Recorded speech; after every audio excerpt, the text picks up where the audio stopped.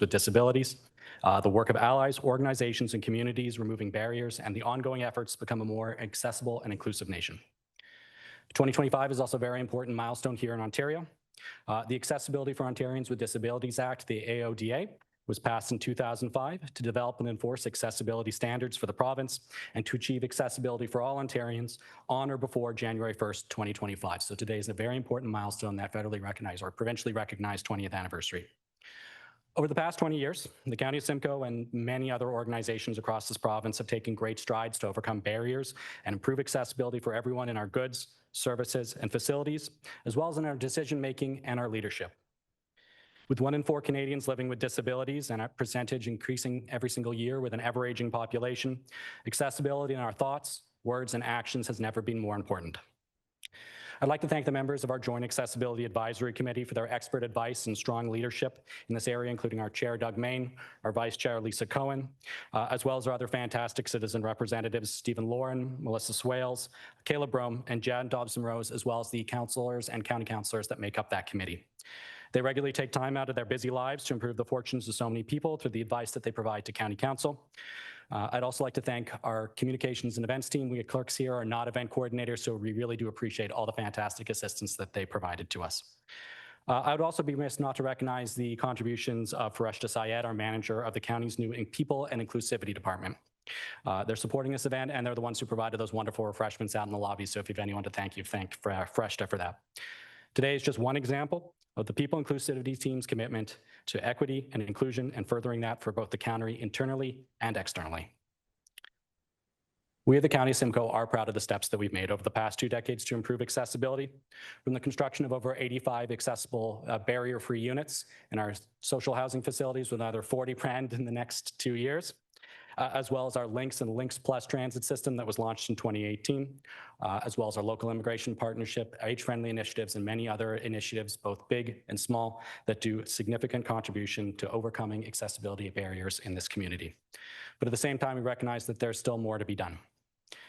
We at the county will continue to improve our business to one day realize that vision of the AODA of a truly open and accessible Ontario for everybody. So without further ado, it is my immense pleasure to introduce our main speaker today. Leanne Taylor was born in the United Kingdom, but grew up in Wasaga Beach here in Simcoe County. After a life-changing cycling accident left her paralyzed from the waist down, Leanne decided while in hospital she was going to be a para-triathlete. Leanne achieved that goal just 8 months later by completing her first para-triathlon using only her arms. Encouraged by this early success, Leanne went on to win Canadian championships in her first year of competition. She quickly rose right up the world rankings with an outstanding season in 2024, in which she earned a podium position in every single race in which she entered. Accumulated that summer when she represented Team Canada at the Paris Summer Paralympics, winning bronze at the women's para-triathlon event. She is the first woman in Canadian history to bring home an Olympic or Paralympic medal in triathlon.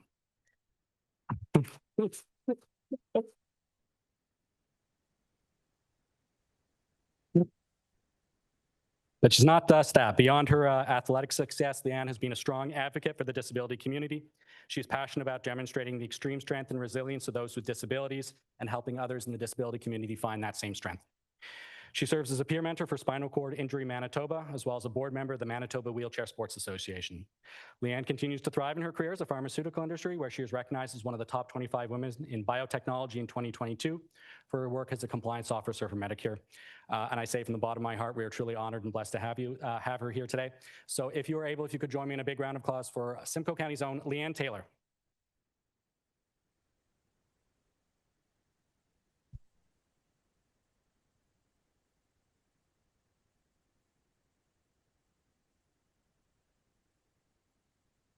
Waiting for slow.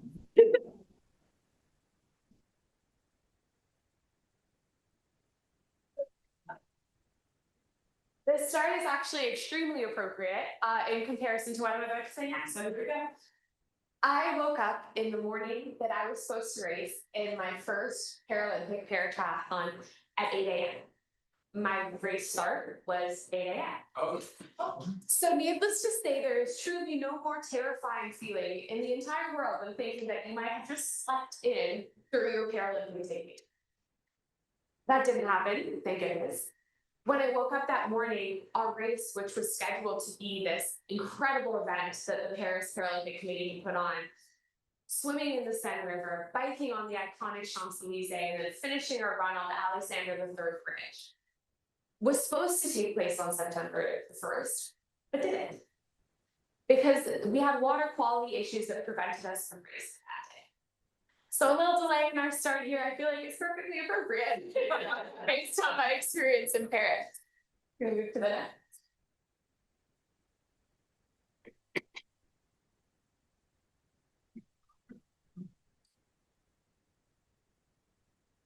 There we go. So this is what it looked like. Pretty incredible sight for the Paris 2024 Paralympics. And although we were enthusiastic and super excited to have the opportunity to race in such an iconic venue, this venue, like many of the parts of the world that are beautiful and incredible, came with challenges, not just challenges for all of the athletes, but unique challenges for the adaptive athletes too. Paratriathlon, in my biased opinion, is the coolest sport. Because not only are athletes taking on the challenge of competing in a triathlon, which is swimming, biking, and running, all in one race. As my sister likes to eloquently put it, you have to get your bangs wet, and then you have to bike with no socks, and then you have to run with a wet butt. So it's not entirely glamorous. It requires a little bit of resilience to begin with. But on the para side, this sport is competed in by athletes with all kinds of different impairments.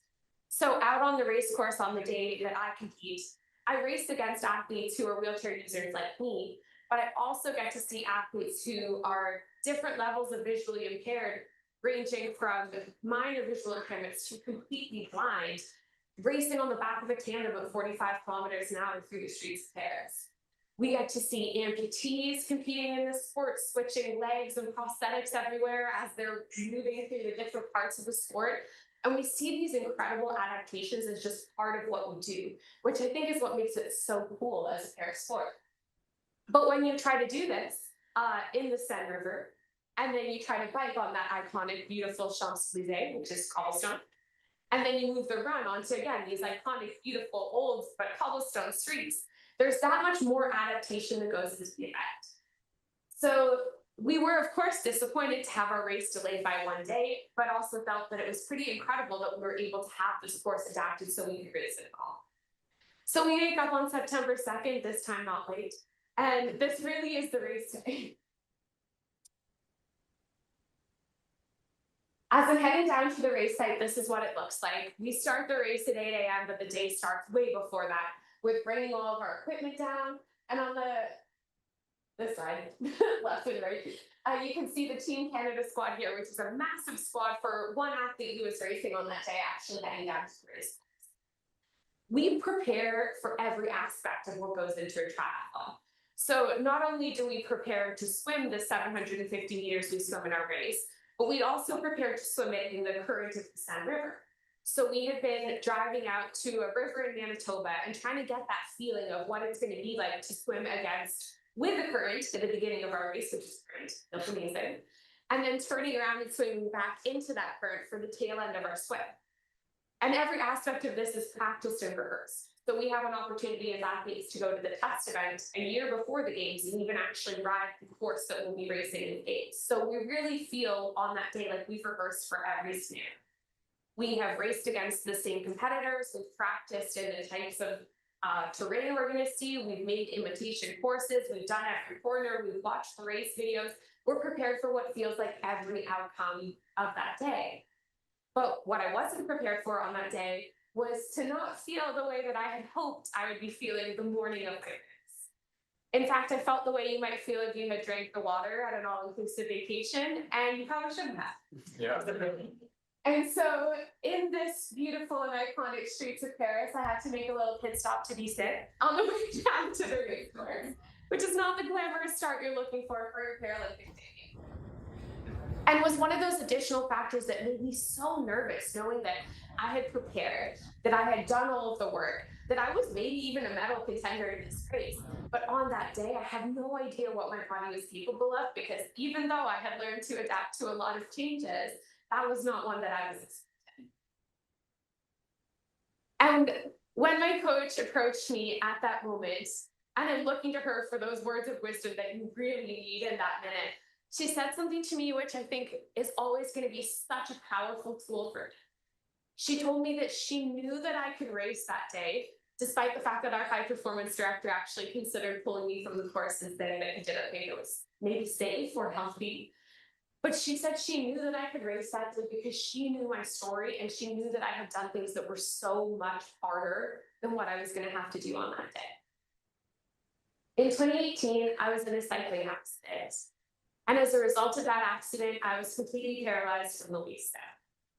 This is what I look like as an able-bodied cyclist. And then this is what my spine looked like as a result of my accident. I had a T10 injury, which was a dislocation, which made compression on my spinal cord and resulted in having to have a surgical stabilization, and then meant that I was momentarily paralyzed from the waist down, and we had no idea what that future was going to look like. In a weird twist of fate, my husband, he's now my husband, at the time he was my boyfriend, he just finished his PhD in spinal cord injuries. And so we had a very unique lens into what my future might look like, which in some ways I think is challenging, but in some ways was such an asset to us as well. Like many people with spinal cord injuries, I didn't have the experience where someone had to come into the room and tell me what my future might look like. Although they did send in a poor resident to do that, I already knew what the chances of my future, including walking, looks like, and they weren't. And so having been able to process that from the very beginning, I think for us was a unique blessing, that no one had to tell me what my future looked like, that we could sort of start to process this really early on. And so following my surgery, I remember waking up and thinking, this is obviously a very bad day for me, but also being so acutely aware of what that day was like for everyone else. I'd gone into surgery in the evening, and then they had been sent home. So when I woke up and felt, well, like this, I knew somewhere in me that I was going to be okay. But they had been sent home with no awareness of that. They just got sent home for the night and are expected to do what? Just sit there and wait and see what the future is going to be like for me. And I felt so concerned for them about how frightened they must be. So I took this picture and sent it to them. And now when I look at it, I realize that they must have had me on some pretty good pain medication because I thought I was really there. Needless to say, not my best angle. But I sent this picture to them because this is what I wanted to set as the tone of the start of my recovery. I wanted them to see me smiling. I wanted them to see that there was still a little light at the end of the tunnel, that I really felt like things were going to be okay, and that we could do whatever it was that we needed to do to make sure that that was. And I'm glad I started things off that way, but needless to say, it wasn't as easy as it sounds. And although we had tried very hard to bring this positive mindset into my recovery, one of the things that I noticed in the beginning is that when people would come and visit me in my hospital room, they would very often burst into tears, which I understood, and they had the right to do, and I would feel the same way in their situation. But it was something that was just so uncomfortable to me, to be that person where my friends and family would see me, and instead of being like excited and enthusiastic like they normally would, they would see me and they would feel sad. And I realized in that moment that I needed to do something so that that wasn't my story, so that people wouldn't hear about me and think about me, and especially coming back to my hometown, would run into me in the grocery store and think like, oh, it's so sad what happened to her. I really didn't want that to be the end of the story. So we decided we needed to do something different. We set the goal post-injury of one simple thing, of building a life post-injury that was so good that if I could go back and change it and undo my accident, I wouldn't. And it seems so ambitious to say that even now, thinking that I had that insight back then, but I can wholeheartedly say that as a Paralympic bronze medalist and a future mom to be, that we are at that point where I wouldn't go back and undo that moment if I could. And I think that's such a special thing to be able to say as a member of the disabled community, and something that people look at us and don't always realize. But what do we do? What's the first step on your journey from saying, I want things to be better, and actually getting them to be better? I knew that if I was going to be a wheelchair user, that I was going to have to do something about the fact that my arms were like pretty legally and really not going to happen. So the first thing we did was put in some effort in the physiotherapy and ultimately. And I remember very distinctly the photo that was taken at the session here, which felt maybe still like one of my biggest accomplishments. The challenge that I had for this workout was to get from the physio bed, they call it pin, onto the top of this little riser here, which I swear was taller than that, and with using just my arms. And for days and days and days, we tried it and I couldn't do it. And it mattered to me so much to be able to do this because this is the first step to being able to transfer into your wheelchair, to transfer into the couch, to transfer into your car, all these places that you might want to go. It starts with these 3 inches. And I love this picture because I feel like accomplishing this and getting up those 3 inches was really the first step for me in becoming a Paralympian. In saying I can go from something that I straight up cannot do to figuring it out, to learning how to do it, to accomplishing it, and having this feeling of confidence that I have in this photo, of looking back at my physiotherapist and being like, oh yeah, we made it. And I feel like this is what spiraled forward my career in Paris. So taking you back to Paris, after a non-glamorous arrival, this is what it looked like when I rolled up to the race course in Paris 2024 Paralympic Games. As I'm going through, the first thing we do when we get there is set up our transition. So we start off with a swim, and then we, in a little box on the ground, are allowed to get some assistance to get into our bike, and that's the second layers. So when you arrive at the race course, you set up your transition box, and when I go to do that, all the other athletes are kind of looking at me and smirking. And I'm like, oh no, what's on my face? Like, is there a hole in my can? Am I wearing the wrong jersey? Like, what have I done? And I realized that it's because all of the barriers that have been generously sponsored by the game sponsors are instead covered with pictures of my face and Canadian flags. And this is the view of transition that everybody got to enjoy, as my friends and family have covered it in representations of their support for me. And so getting there, arriving and seeing that, I realized that the 25 members of my friends and family that have flown to Paris, printed my face on t-shirts, showed up at 5 in the morning before the camera crew to claim the best spot on the race course, and then covered the barriers in my face and Canadian flags, deserve for me to do everything I can on that day, despite not feeling well, to just have a performance that makes them proud. And so that's all I think about going into the game. We get an opportunity to do a walkout, which you don't know exactly where it's going to be, but at some point a camera faces you and you realize this is how they're calling out the athletes to start the event. And so this is what I decided to do. Again, not necessarily my best work, but I think really represents that same picture that I took in the hospital. That no matter how I'm feeling on the day, that no matter what I'm going into the day kind of thinking how it's going to be, feeling a little sorry for myself that I was sick at the games, sure. But this is the message that I wanted to send to my friends and my family there and the ones back home, that we're going to do this at this go time, that it's going to be a good day. So our swim starts. And we start our swim off a pontoon, we dive into the water, and as I'm swimming, I start to get the sense that someone is beside me, which sometimes is a good thing. But we compete on the same circuit all the time. So we really start to get to know our competitors internationally. We can get to know them by their stroke. We can kind of sense who's around. And this is Brenda beside me. She is an athlete from Mexico, wonderfully kind human who I really did not want to see in this. Because seeing her in this moment meant that I was like a minute behind the pacing that I wanted to be on for the swim. And so while normally I'm happy to see her, getting the sense that she was this close to me meant like I was not doing the thing on the day. And so what do you do in that situation? We as athletes have the opportunity to work with sports psychologists who are incredible humans and really unlock so much potential in athletes. And one of the things that I've learned from our sports psychologist is that our race isn't out. And I don't know about you, but focusing on anything, no matter how much you care about it for 1 hour, is honestly a little bit difficult. Your mind starts to wander, or you start to think about things that aren't productive, like how difficult this is, or how you're not really sure what's in the water here, or how significant the current is. And you get distracted by things that aren't helping you through the day. So we have this strategy and we call it dopamine gels.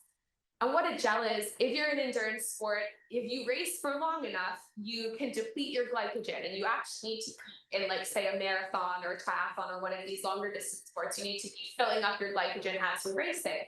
And so the way we do that in sport is we take these things called gels. It's like a sugary, almost like maple syrup. And it tastes pretty bad, but it gives you that energy racing. And so we kind of translate that into a psychological idea of this like dopamine gel. What's this thing that's going to give me that energy, give me that boost? When I think about it, I race better and I go harder and I have more energy. And so for me, as I'm looking up and citing, the person that I'm able to see is my husband, Scott, who is my handler in triathlon, which is so cool. So he actually gets to be a part of the race, so he influences the outcome. But unfortunately for him, in the least glamorous way possible, where if I do well in a race, everyone's excited for me, and if he makes a mistake in transition, everyone is like, and so I look up and I see Scott, and he serves as that first dopamine. Scott was the first person who was there when I was injured. Not only just was he biking with me, but he was also there through every step of my injury.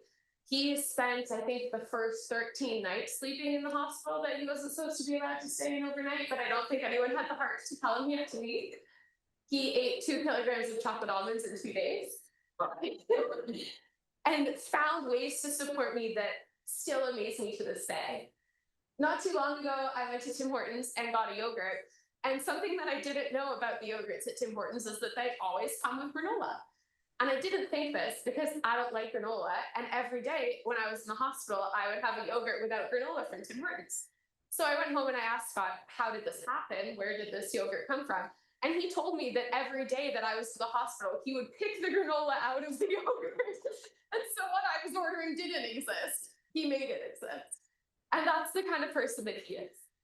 And so looking at him sitting on the dock and feeling a little sorry for myself and knowing I wasn't having my best day, I was like, the least I can do is swim as fast as I can to him. And that's all I need to focus on in this moment.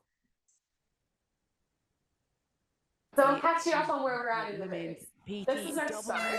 And that is the start for the athletes in PTWC1. You just about see the Eiffel Tower on your far left of the screen there. And then this is us coming in at the end of this.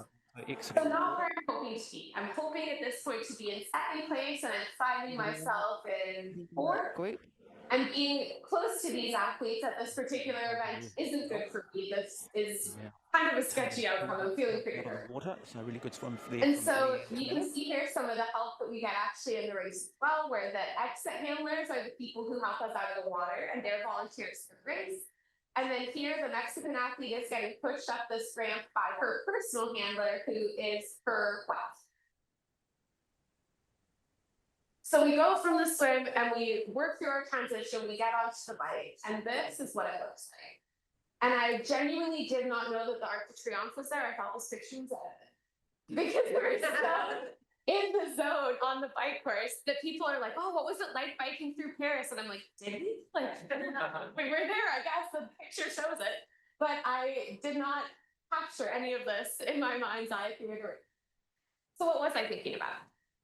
A lot of the time when I'm in this position in a race, I'm not expecting to be challenged by athletes behind me for the pass. I'm expecting to be challenging the athletes in front of me for the pass.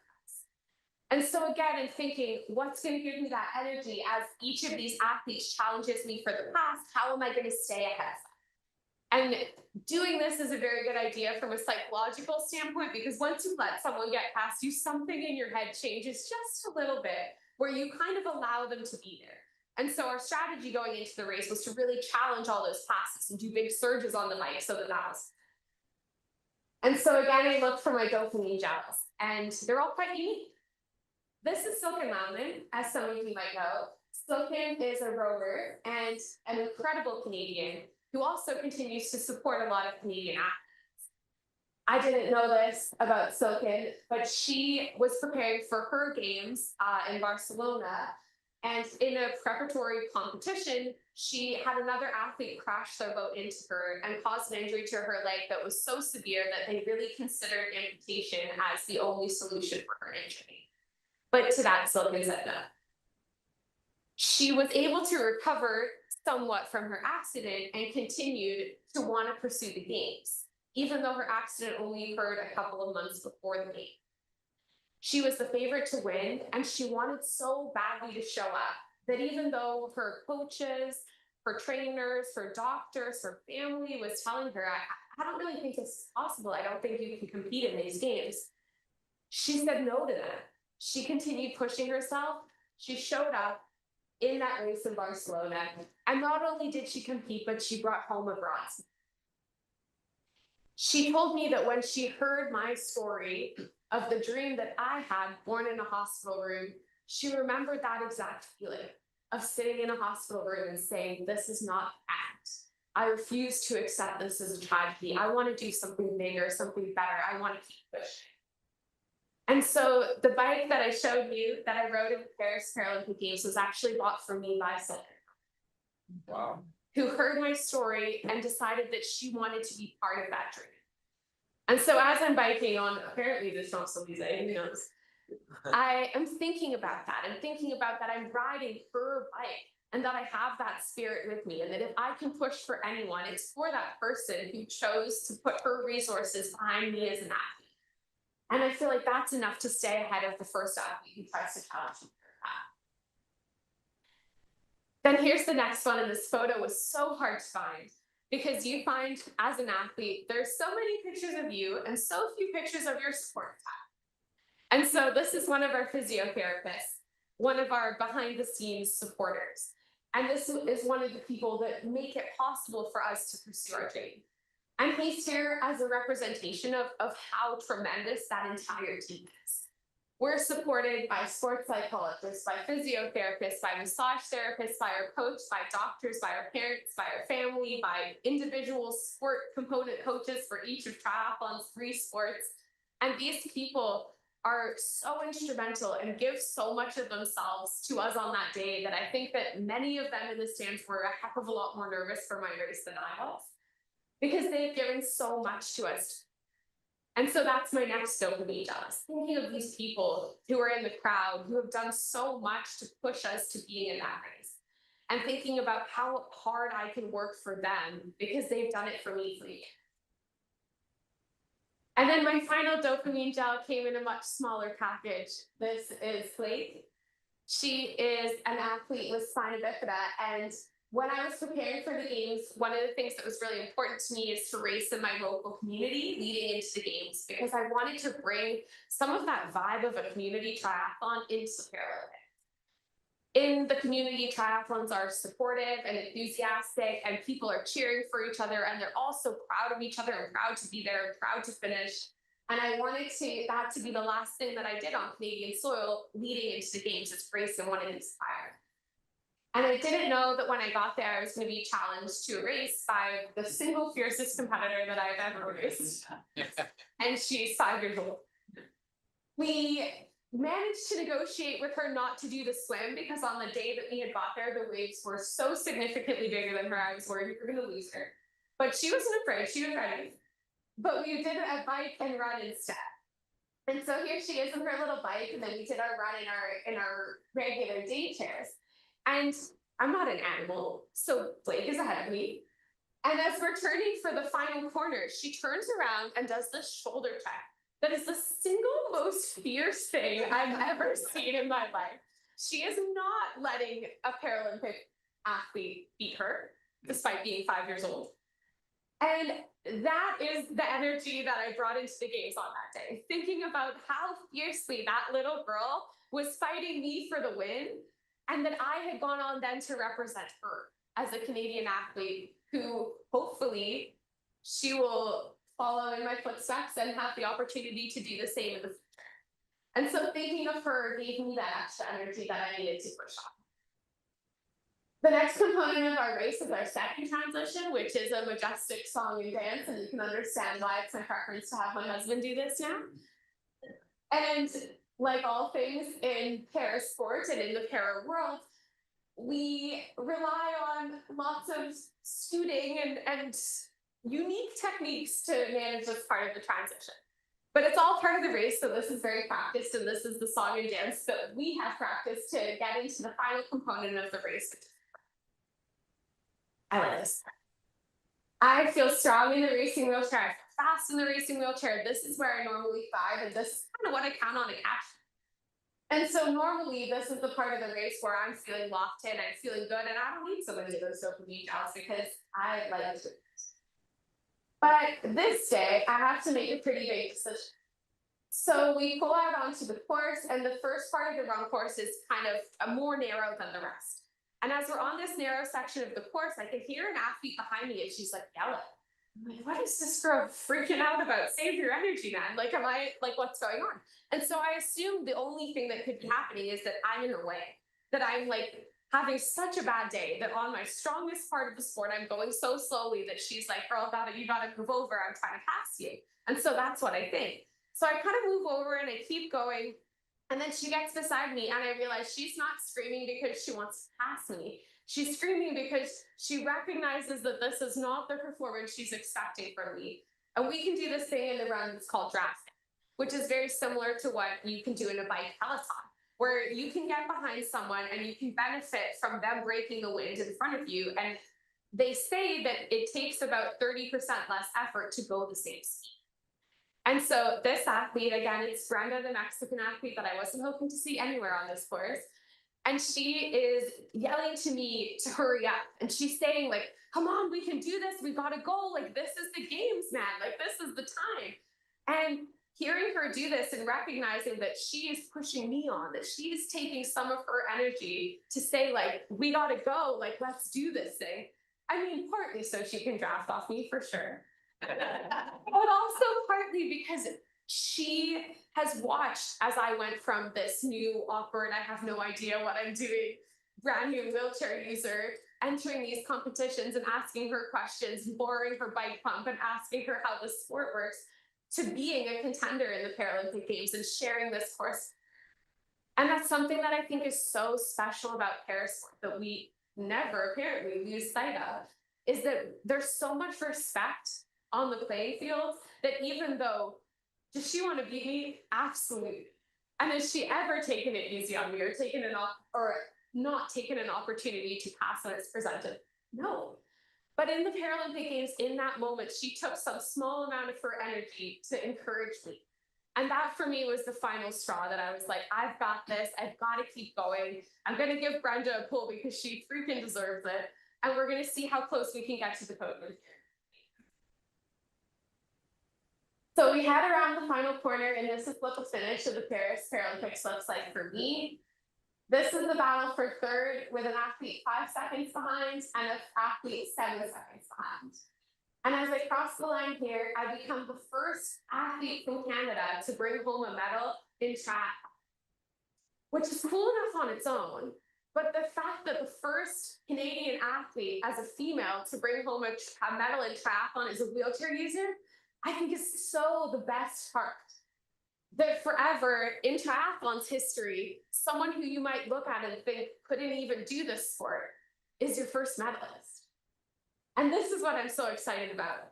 It's not just the opportunity to compete and to do well and to perform and to bring home medals, but to be the first person to say in this community that wheelchair users can do it. The para-athletes can do it too. That we can set these records, that we can be the ones who you might think don't even belong in this sport, but can bring home the medals, bring home the funding, and bring these exciting things into our sport. I had the opportunity to sit on the podium at the Paris Paralympic Games with an athlete who was one of the very first people who said she thought I could be there. The US athlete here, Kendall Grunch, was the first person to tell me that she thought I could podium at the Games, and I thought it was a complete joke, or she was just, maybe I had some candy that she wanted to steal. But sharing these moments with these members of our community is what parasport is all about. Is competing at this elite level, but also having these connections with people around the world who share your same experience. And that's so rare and so. I thought I'd share this clip of my mom, one of my favorite clips of her cleverly celebrating the game. And then I'm sorry about this audio, but I feel like it also needs to be heard of how hyped my family was watching the last quarter of the race.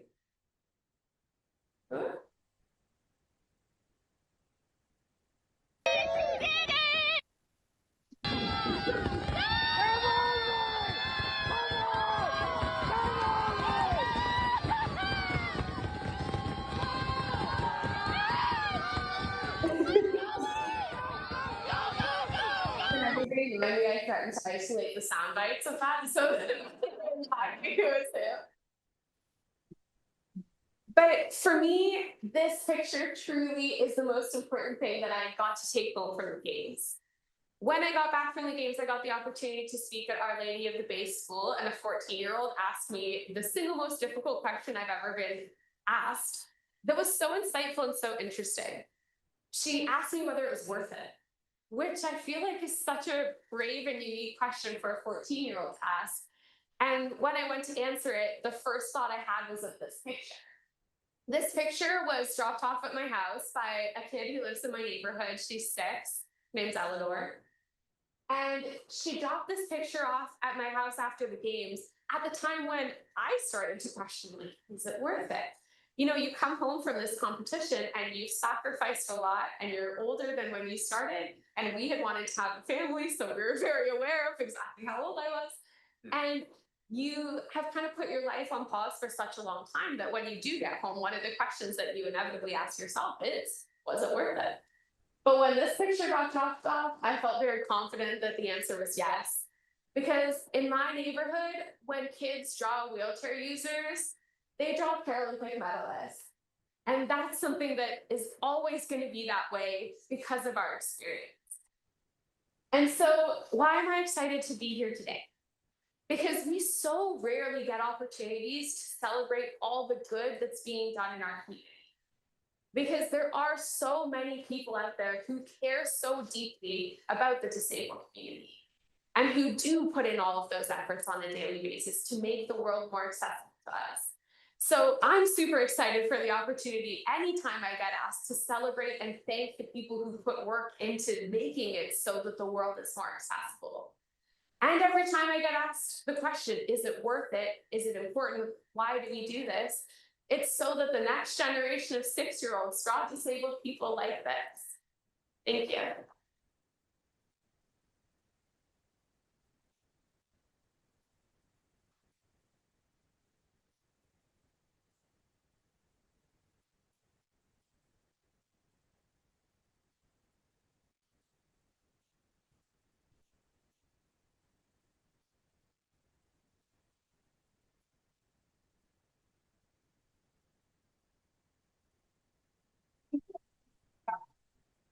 Yeah, I was going to say I absolutely cannot follow that, but I think that if anyone has any questions, Leanne would be more than happy to answer them. If you do have a question, just feel free to ask, but for the benefit to those watching online, I'll just repeat it into the microphone if that's okay with you.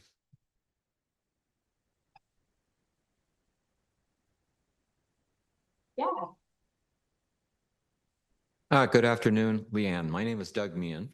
I'm so happy that you came here to join us and share your fantastic experiences with this group. We're all so proud of you. I'm the chair of the Joint Accessibility Advisory Committee for the County of Simcoe and associated townships. I've been doing this for about 15 years. One thing that I first noticed when you started speaking was your infectious enthusiasm, your attitude. And I know I had MS now for about 20 years. And I've, certainly like yourself, I've bumped into people who are disabled, and some of them can be very, very, disappointed and really down in the dumps. And I keep telling them, and you would be a really excellent example of this. I keep telling them that it's all about attitude. You have a fantastic attitude. It's all about having a positive attitude. And I've said to people, and I know it's true, and I think you would agree with me, that if you have a positive attitude in life, regardless of what your challenges are, you will get altitude from that. I totally agree. I think that's so true. And I think when people, I don't know if you can relate to this, but I think when people see disabled people, they can often physically see one of our big challenges. And probably not your biggest challenge, but that's how people see it, is that they see what's difficult in your life. But I think that we fail to acknowledge that because my challenge is visible doesn't mean that it's bigger than anybody else's. And I think the truth is, life is hard for all of us, and it's going to pose these big challenges for everyone.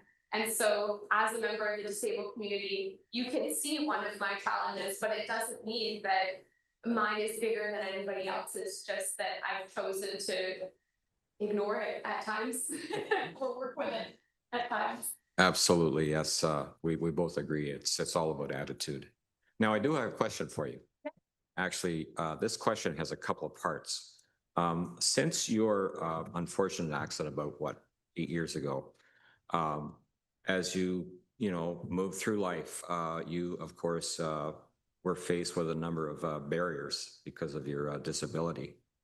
And the barriers could have been physical barriers, they could have been attitudinal barriers, they could have been informational barriers, and a whole bunch of others that you really understand. So the first part of my question is, what were the big ones for you over the past 8 years? What were the major barriers that you had to face? And then the second part of my question would be, if you had the ability to really fix one or more of them, you had a magic wand that you could fix it, what would be the biggest barrier, or two or three? I think access is the biggest barrier. Like, when you think about it, people feel sad that I live my life in a wheelchair. It's kind of fun. like if the ground is flat, I'm faster than you. Like, if we are on a dance floor, we had an experience after our world championships recently where we went out to a club that I'm far too old to go to, but my teammates younger, so we didn't go. And we were on the dance floor. He's not a wheelchair user, but a lot of us are. And he was like, damn, I'm jealous. Like, you guys are like whipping around. This looks way more fun. Like, it intrinsically isn't bad to be a wheelchair user. Oh. But there are places that suck to be a wheelchair user because I can't access them, or because the access isn't equal. And so when I talk about this, I always say, like, I can swim 5K, but if there's a step into the pool, I can't come. And so I think that that's the challenge, is that when we designed the world, we didn't always think about this. And then when we go back and redesign things, it is a challenge. Like, there are places that are, I mean, as a triathlete, I'm well aware that there are places that are very hard to make acceptable swimming. We swim at the beach, and it's a challenge. But I think that being disabled doesn't suck. Being systematically excluded by a lack of access, that sucks. Right. Again, it's accessible. It's your attitude. Thank you. Yeah. And just one thing, myself and my two colleagues here, we're from the Accessibility Committee for INISO, and we have a program. Well, actually, it talks to breaking down barriers, going to schools and speak to grade 5 schools. Your story, as you say, Doug, your attitude, how your positive approach to it is phenomenal, and I wish I could capture all of that. How we present it. We could never do half of what you do, so thank you so much, and we're working on getting rid of those barriers for you. Thank you. That really means a lot. That's awesome. I love to hear it. We should exchange email back. Yeah. Up there first, sorry.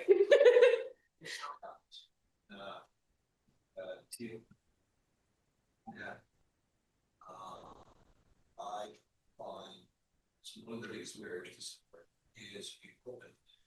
Into that is being portable, also able to get it in the house. Sorry. That's a huge challenge for sure. The question was, how do we get access to adaptive equipment? And triathlon has a lot of adaptive equipment. So you're the right person, I suppose you're asking. What we had done, which I don't think is necessarily the long-term best solution, but just the truth. When I started in the sport, I actually used a racing wheelchair that a woman who is a quadriplegic athlete had raced in at the 1992 Barcelona Games. And it was very not the right chair or configuration for me, but it was also super cool and iconic that I got to race in her chair for any amount of time. But that chair was literally as old as I am. And so I signed up for my first competition with that chair. And now I look back and think like that's super cool, but also obviously it's not ideal. Like that, you can't expect to use equipment like that at the games. And when you look at the higher end stuff, the price tag is absolutely insane. It's true. And so there are a lot of organizations that we've kind of connected with since that do support athletes in purchasing adaptive equipment. But it's a challenge to find. And so there's an organization called Dare to Try that specifically helps with triathlon equipment that we try to support whenever we can, because I think that's so cool that that exists.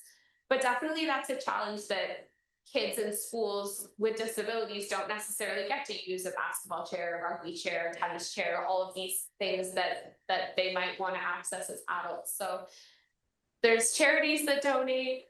Sometimes we buy things and they're expensive. We're really blessed in that the parasport community loves to hand things down. And so a lot of the things I started in were hand-me-downs. But for sure, it is a challenge that we don't have all the answers for it. Yeah. Hi, I'm Catherine. I'm only 8 weeks post-surgery for a hip replacement, so I'm a temporary disabled. What I do find, again, back to the attitude, is businesses. They have the wheelchair panels, they say they're accessible, but they often leave the excuse there's not enough money to adapt their building. How do you approach that? How do you convince them that is like, and where do we go for money to, or how can we tell businesses that there's money available? Yeah, I definitely think that's a challenge, and that's a challenge that we juggle with almost on like a principal level at home. So sometimes I like bakeries, and a lot of nice small little bakeries will have like a couple of steps to go in. And my husband and I have had that discussion of like, do we still go to this bakery? Do we still give them business knowing that they're not accessible, but they really have the best cakes? And I think these are the challenges that we kind of face, is that you want to increase awareness, but you don't want these businesses to go out of business. So it definitely is a challenge. And one of the things that we try to do is on our point of view, we do go to these businesses to show them what the challenge is for us. And I think a lot of the time when people see someone who is a customer, an enthusiastic customer, really wants to eat their cake, but also is like having such a hard time getting in some ways, I think that people really connect with like a human being who actually exists. And so it's not the best solution, because I think a lot of people can't go places because they know that it's not accessible, and that's why you don't see more disabled people out in the world. Whereas I think the US has a little bit tighter regulations around accessibility, and for that reason, when you're there, you see more disabled people, and it almost feels like there are more disabled people when really it's just that they can participate. So I think for us, awareness and being in society and sort of politely saying like, here's what you could, like when we go to somewhere like that, saying here's what you could do to become accessible.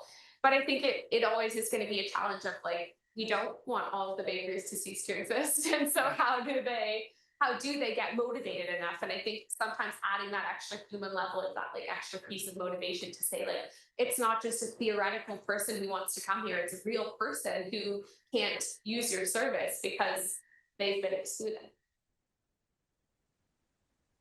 Yeah. If you could go back and tell your younger self one thing, what would it be? Oh, there's so much. No. I think I would tell my younger self just to enjoy it. We get so caught up, I think, in goals and in accomplishments. And I think this is what is the biggest lesson for me out of my injury, is that the only goal we really have was to be happy. we were like, I could see how someone in this position could get really depressed and times can get really dark and you could have such a hard time.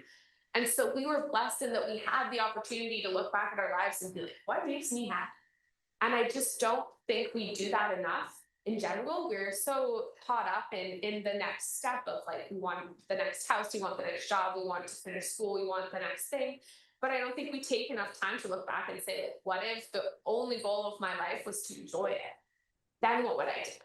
And I think that's probably why we were able to come out of an injury like mine and say that we wouldn't undo it, because we just looked at like, what do we want out of this life, like out of the next 5 years? And I think that ended up being such a blessing for us. Yeah. Hi, Dan. This was really wonderful. So, I'm Lisa, I'm the vice chair of the. I have a whole bunch of questions related to accessibility, but I'm actually gonna call my parent hat for a minute. Don't worry. I brought my daughter with me today. Very important as a young adult to hear that, you know, when barriers are disabled, elsewhere.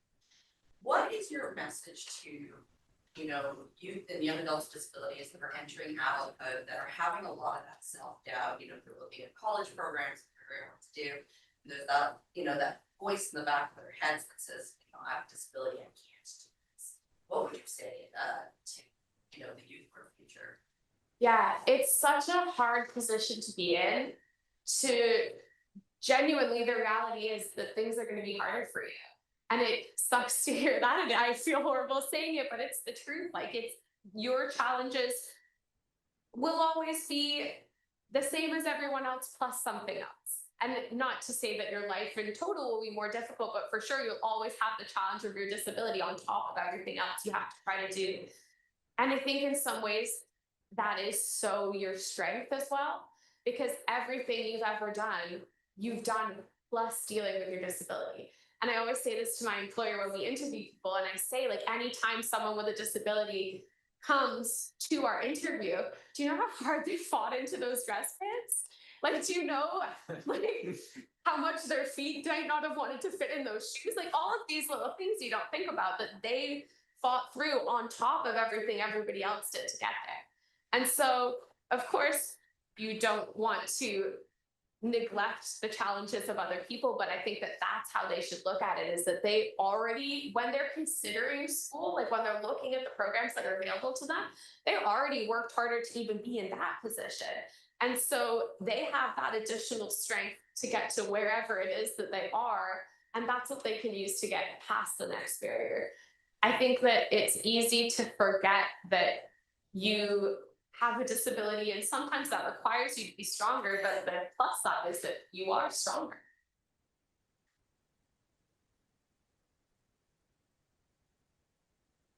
Yeah. Hi, my name is John, and I've been involved in healthcare accessibility, and you know, for 22 years now. Your story is so inspiring. It's great to have a local story. Your passion is fantastic. More so than even looking back, what are we looking forward to from you in the next 10 years? Ooh, that's a good question. Well, it's easier. Well, it is possibly hard to tell this at the moment because I stole this shirt from my mom, but I'm 7 months pregnant and didn't fit in my Plan A shirt. And so, baby is Plan A. But then we would love to race in LA 2028. That's on the next Paralympics. It's in Venice Beach. So again, super cool venue. And I feel like there is nothing cooler than being able to have a baby and have that family and then show them that you don't have to give up on your dreams. So that's our next big goal. All the best. Thank you. Thanks. We'll be rooting for you. Thank you. And then obviously fighting my husband to try to put our kid in job. Yeah. My name's Jamie, and I work at our Simcoe, which is a place that supports families and children. I work closely with children with disabilities. You're very inspiring, and I just want to say, keep talking to the kids, keep talking to people, because they really need to hear a great voice. Thank you. I love talking to the kids because everything they ever say is weird. I spoke to a school the other day where a kid had to stand up for like a full 45 minutes, and at the end I was like, whatever he has to say is gonna be gold. And he told me he could swim 2 laps. I was like, awesome. I think that's it. I think I speak on behalf of all of us that we expect you're going to do fantastic in 2028, and we're all going to see you there, and we'll all be rooting you on at that time. So I think one last opportunity to give Leanne a huge round of applause. Thank you very much, Leanne.